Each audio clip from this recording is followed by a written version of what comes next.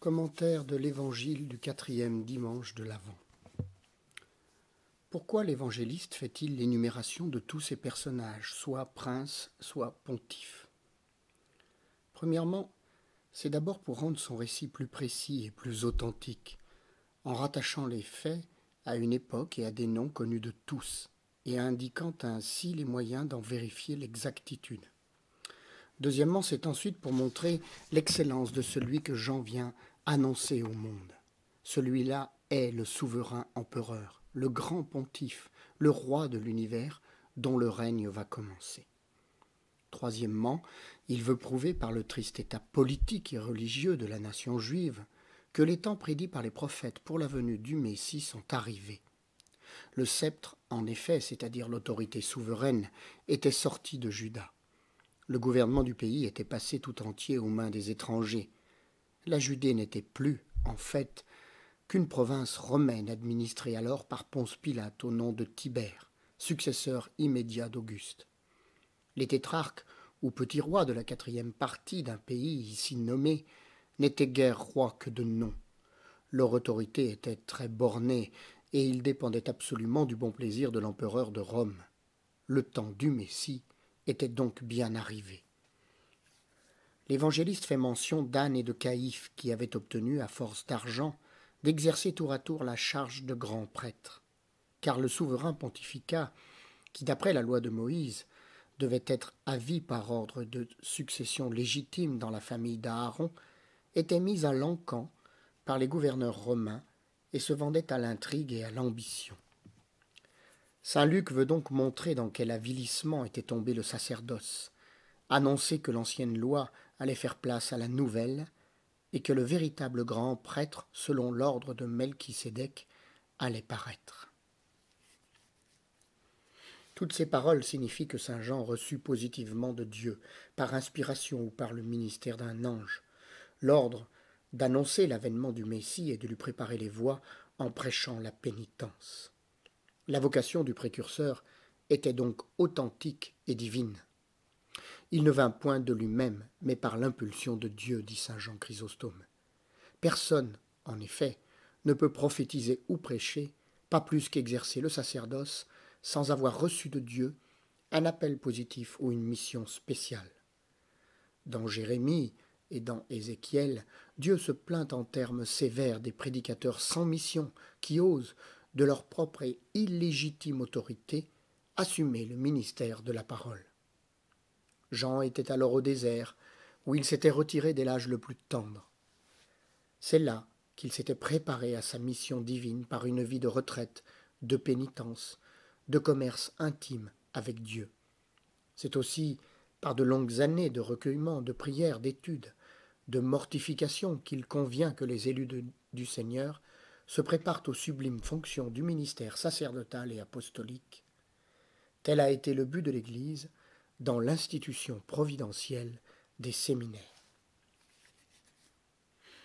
Docile à la voix de Dieu, le saint précurseur sort de sa retraite sacrée, plein de courage et de vertu, et il commence aussitôt sa mission.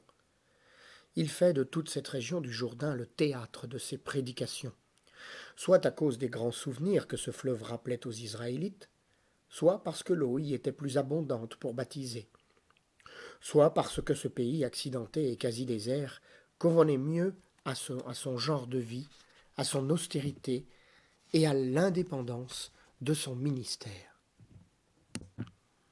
Le baptême de Jean, ainsi que nous l'avons déjà remarqué, était tout à fait différent du baptême institué par plus tard notre Seigneur. Ce n'était qu'un baptême figuratif et préparatoire qui devait disposer les hommes à recevoir le Messie.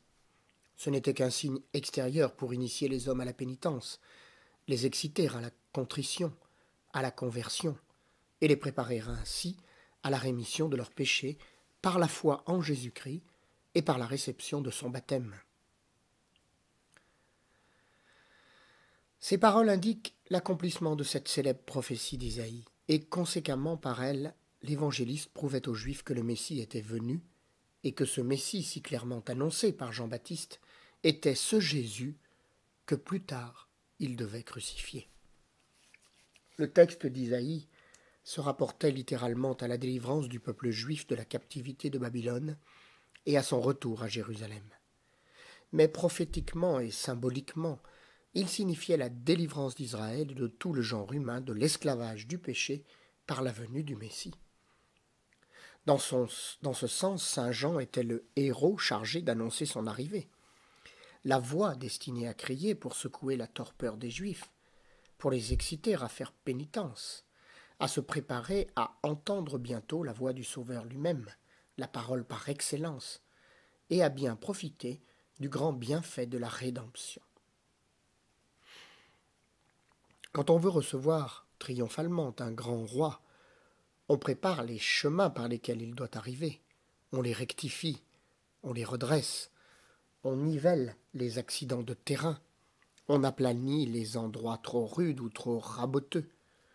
Or, toutes ces figures, toutes ces images allégoriques signifient le travail et les effets de la pénitence qui doit préparer les âmes à recevoir le Messie. Toute vallée sera remplie, ce qui veut dire toute vie stérile et inutile sera rachetée par la pratique de la vertu et donnera une riche moisson de mérite.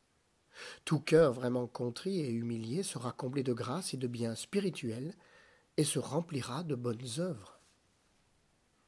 Toute montagne et toute colline sera abaissée, c'est-à-dire les esprits superbes, les orgueilleux et les ambitieux devront être rabaissés et humiliés, car ce Dieu qui va descendre jusqu'à notre misère et notre néant. Superbis resistit humilibus autem dat gratia. De plus, jusqu'ici les passions tyranniques ont appesanti toutes les âmes et rendu difficile le chemin de la vertu et de la sainteté, mais voici que le Dieu fait homme vient expier le péché dans sa chair, et dès lors toute voie sera aplanie. Quiconque voudra avancer dans la perfection ne trouvera plus ni vallée ni colline pour lui faire obstacle. Les voies tortueuses seront redressées, c'est-à-dire les cœurs rendus tortueux par l'injustice, la dissimulation, l'hypocrisie, le mensonge, et par toutes sortes de vices, seront redressés en se conformant aux règles de la justice, de la vérité, de la sincérité, de la pureté. C'est-à-dire aussi les âmes violentes et dures, portées à la colère, à la rancune, à la vengeance, reviendront à la douceur, à la mansuétude et à la charité, par l'influence de la grâce céleste. En un mot, qu'une pénitence sincère et généreuse mortifie toutes les passions, détruise tous les vices, tout ce qui est l'effet du péché, afin que tout homme puisse recueillir les fruits de salut que le Messie apporte au monde. Et videbit omnis caro salutare Dei. Tout homme ainsi préparé verra le Sauveur et participera à ses mérites et à sa gloire. Et nous, si nous voulons que Jésus vienne en nous, se manifeste à notre âme, lui fasse sentir les douces influences de sa divine présence, nous communique vraiment sa vie et ses vertus, préparons-nous sérieusement à le bien recevoir. Ôtons de notre cœur tout ce qui est indigne de lui, tout ce qui pourrait lui déplaire et le contrister. Dépouillons-nous du vieil homme, efforçons-nous de revêtir l'homme nouveau et de vivre d'une manière digne de Jésus. Combien communient et pourtant ne sentent pas Jésus, ne reçoivent pas les fruits de salut et de sainteté qu'il apporte avec lui. Ah, c'est que leur préparation laisse à désirer, c'est qu'ils ne travaillent pas à se convertir, à se corriger de leurs défauts, c'est qu'ils ne veulent pas tenir compte de la recommandation d'Isaïe et de la Sainte Église. Ô Jésus, accordez-nous la grâce de faire de dignes fruits de pénitence.